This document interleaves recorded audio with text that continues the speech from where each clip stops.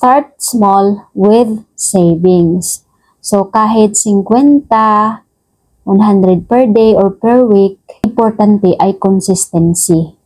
Don't wait for big money before you start saving. Money, hindi yan bigla-bigla.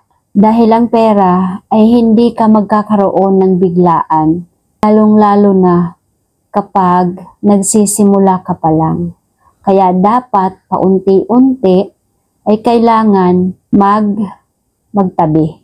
Araw-araw o buwan-buwan ay punuin para lumaki.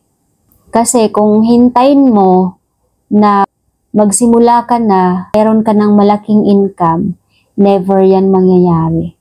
And remember, kapag lumalaki yung income, ay mas lumalaki rin ang mga expenses. Kaya dapat i-balance mo. Huwag kalimutan magtabi para sa next na pangangailangan mo. At huwag hintayin na magsimula kapag malaki na ang income. Dahil never yun mangyayari kapag never mong sinimulan. Walang lalaki kapag walang sinimulan. At lalaki lang yan kapag may sinimulan.